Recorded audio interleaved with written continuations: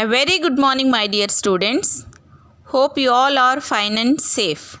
Stay home, stay safe. Welcome back to our Social Studies Geography online class, 5th lesson, Indian Rivers and Water Resources. Before going to the lesson, a small prayer. Students, join your hands, close your eyes and bow your head. Dear Lord and Father of all, thank you for today. Thank you for ways in which you provide for us all. For your protection and love, we thank you. Help us to focus our hearts and minds now on what we are about to learn. Inspire us by your Holy Spirit as we listen and write. Guide us by your eternal light as we discover more about the world around us. We ask all these in the name of Jesus. Amen. Fifth lesson, Indian Rivers and Water Resources. Before going to the lesson, we will discuss about these question and answers. On a map of India, identify and mark the Himalayas and the Western Ghats.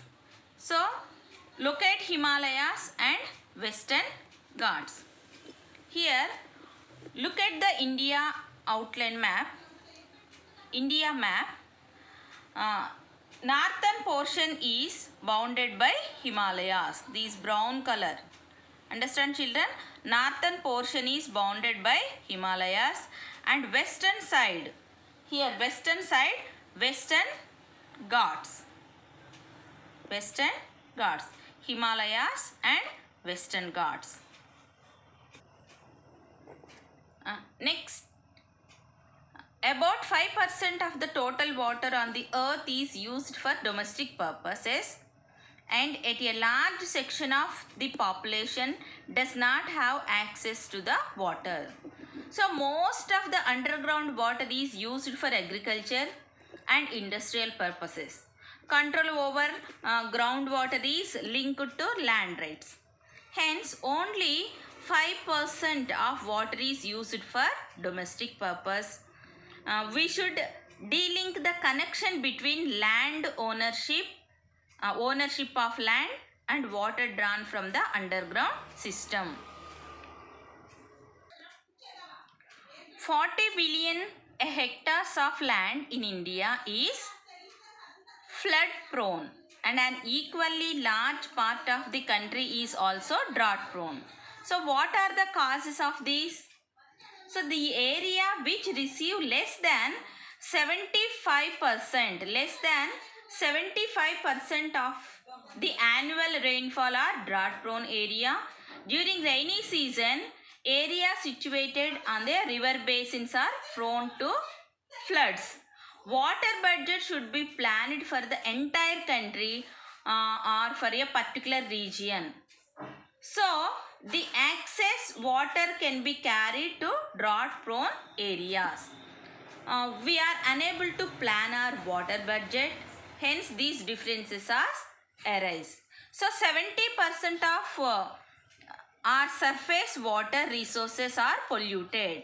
70% of our surface water resources are polluted. Why? Due to the urbanization and industrialization. The drainage system of India. The drainage system in India has evolved and adjusted itself with the evolution of 3 physiographic units. First one, the Himalayas. Second one, Peninsular Plateau. And the Indo-Gangetic Plains. Understand, children? The drainage system in India has evolved 3 physiographic units: the Himalayas, Peninsular Plateau and the Indo-Gangetic Plains. So, on the basis of its origin, The drainage system in India can be broadly divided into two categories. What? Drainage system in India can be broadly divided into two categories. First one, the Himalayas, the Himalayan rivers. The Himalayan rivers. Understand, children? Second one, the peninsular rivers. Second one, the peninsular rivers. Okay. Indian drainage system. On the basis of its origin, the drainage system in India is categorized into two, the Himalayan rivers and the peninsular rivers. Himalayan rivers are example Indus, Ganga and Brahmaputra.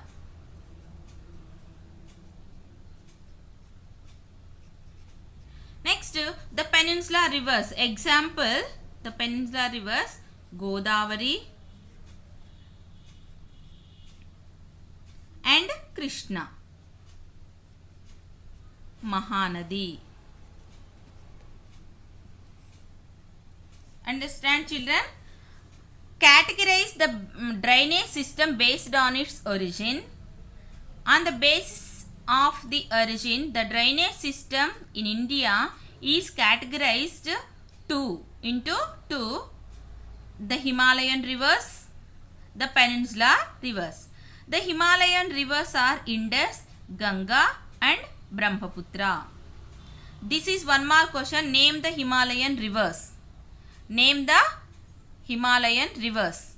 Indus, Ganga and Brahmaputra. Next, the peninsular rivers. Example, Godavari, Krishna and Mahanadi.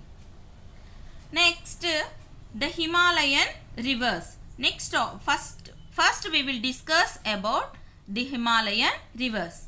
The Himalayan rivers belong to the three principal system: the Indus, the Ganga and Brahmaputra.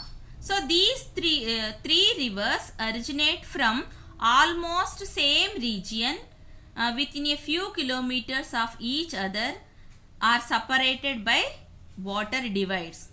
So they first flow parallel to the main axis of the mountains. Then they take a sudden bend towards the south cut through the massive mountains chain to reach the North Indian plains. In the process, they have curved out deep V-shaped valleys.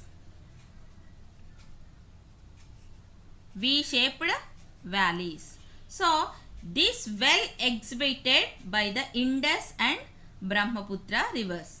So, the Himalayan rivers are perennial. Understand, children? The Himalayan rivers are perennial. Why the Himalayan rivers are perennial? This is because the rivers are supplied on rainfalls as well as the melting of snow. So, these rivers are flowing throughout the year. That is why the Himalayan rivers are perennial rivers. Perennial means it flows throughout the year.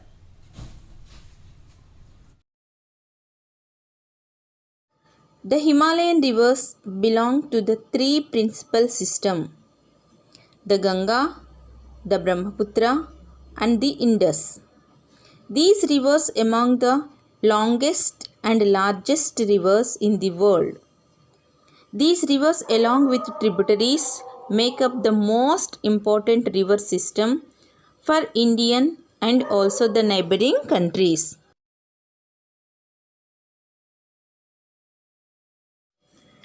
We will first look at the Indus river system. The Indus originates in Tibet from Lake Manasarovar As you can see, it starts with its first tributary, the Sutlej.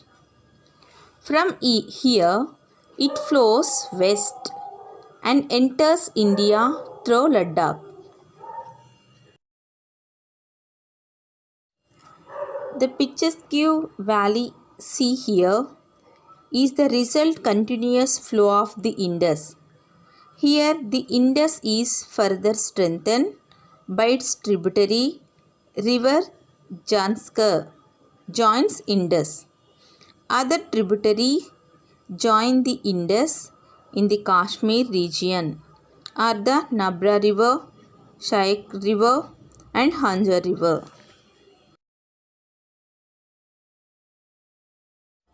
The Indus River, it flows a northwesterly course through Tibet, then passes to Balochistan and Gilgit, located right in the border between India and Pakistan. The main tributaries like Sutlej, the Bias, the Ravi, the Chenab and the Jhelum joined the Indus at Mithankot in Pakistan. These rivers now flows for the south and drains into the Arabian Sea. The Indus covered the distance of 2,900 kilometers before reaching its destination. Although largely in the Pakistan, approximately one-third of Indus River system is located Indian states like Jammu and Kashmir, Himachal Pradesh and Punjab.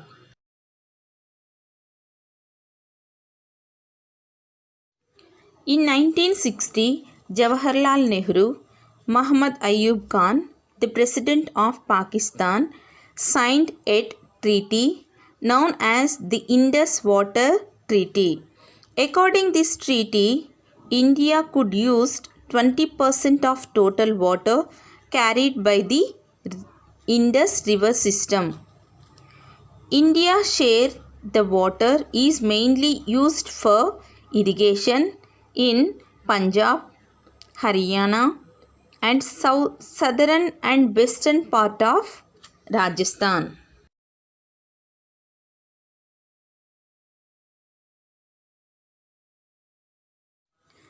Now look at Ganga river system. The river Ganga, as we know, is the longest river in India and originates from Gangotri Glacier in the Himalayas. The grand stops off at the Bhagirathi and it's joined by the Alakananda at Devaprayaga in Uttaranchal. The river then emerges northern plains at Haridwar.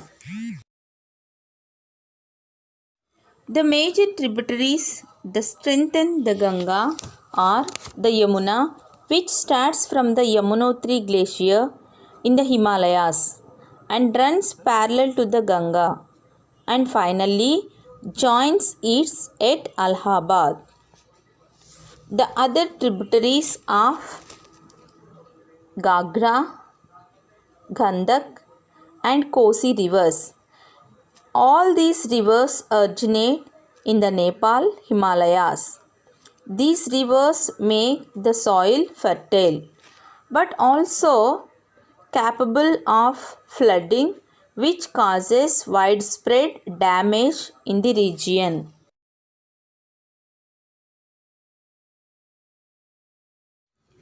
Not all tributaries of the Ganga originate from the Himalayas, though there are some like the Chambal, the Betwa and the Son, which starts out from semi-arid area in the peninsular uplands.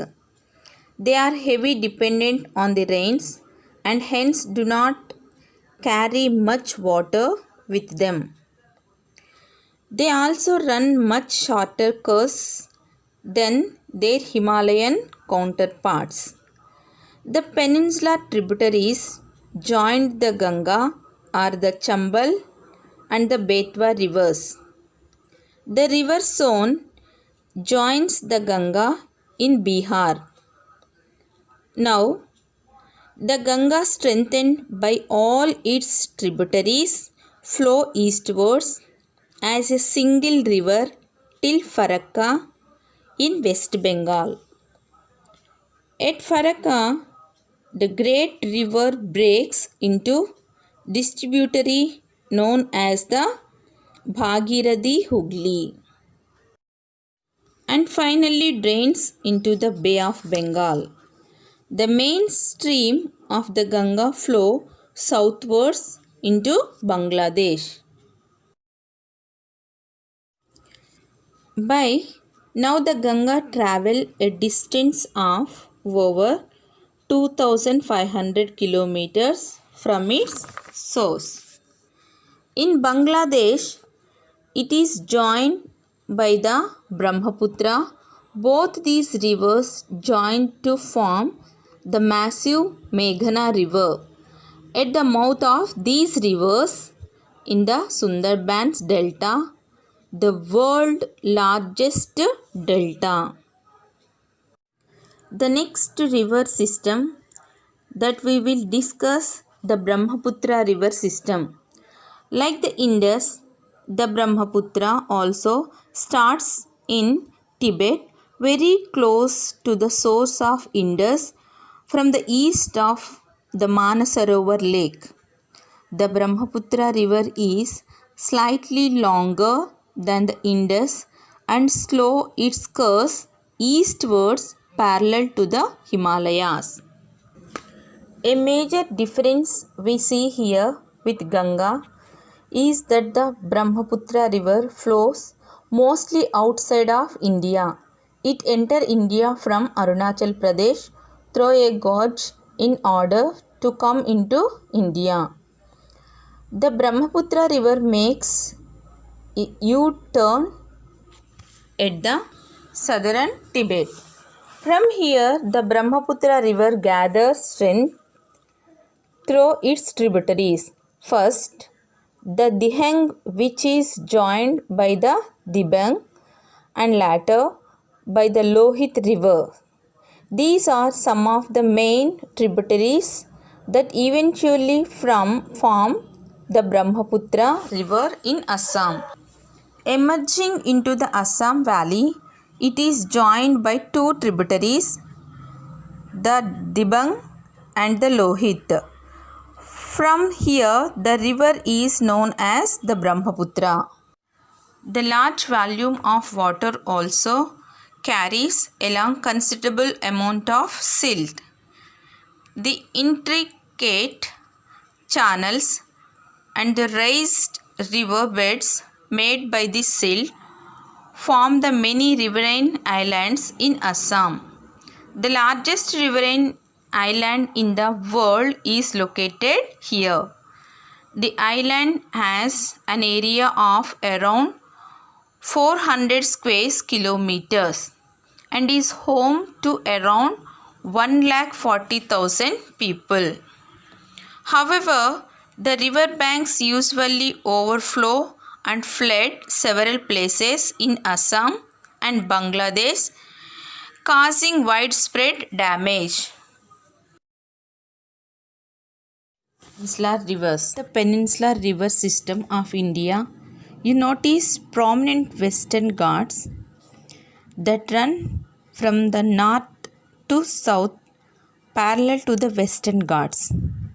These western ghats make up an important water divide in Peninsula River India. The major rivers in Peninsula India are the Mahanadi, the Godavari, the Krishna and the Kaveri, which flow eastwards and drain into the Bay of Bengal. On the other hand, two major rivers that flow westwards and drain into the Arabian Sea are the Narmada and Tapi. Both these rivers also form joints along the western coast.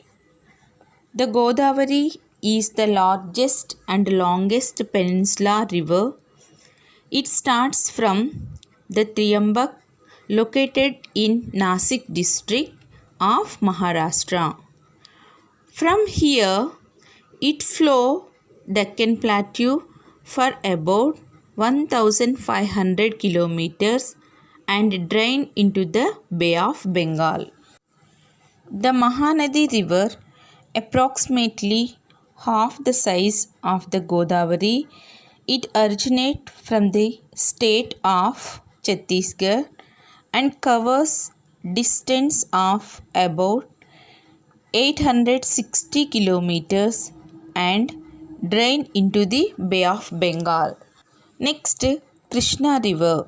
Krishna River originates in Mahabaleshwar and travel about 1400 kilometers to reach the Bay of Bengal.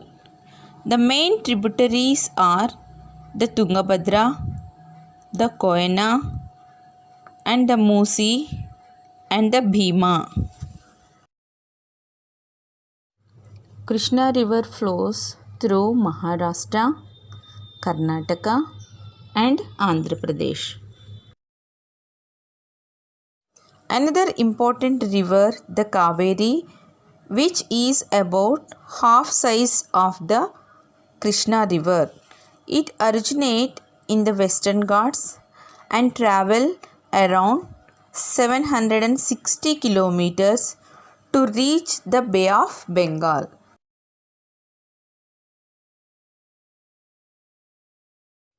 This is the peninsular river system in India. Children, in this topic, 1 mark important questions. First one, categorize the drainage system based on its origin. So, based on its origin, Indian drainage system divided into 2 categories, Himalayan rivers and peninsular rivers. Himalayan rivers are Indus, Ganga, Brahmaputra, and peninsular rivers are Krishna, Godavari. Next question, name the tributaries of river Indus. Name the tributaries of river Indus. The main tributaries of river Indus in India are Jhelum, Chenab, Ravi, Beas and Satluj. Next, which is the birthplace of Indus? Which is the birthplace of Indus? So, the river Indus is born in northern slopes of the Kailash mountain near Manasarovar lake in Tibet. Understand, children? The river Indus is born in the northern slopes of Kailash range near Manasarovar lakes in Tibet. Next question, name the tributaries of river Ganga. Yamuna, Chambal, Betwa, Gomati are the main tributaries of river Ganga. Next, where do the river Godavari and Krishna originated? Where do the river Godavari and Krishna originated? The river Godavari and Krishna originate near Nasik in Maharashtra.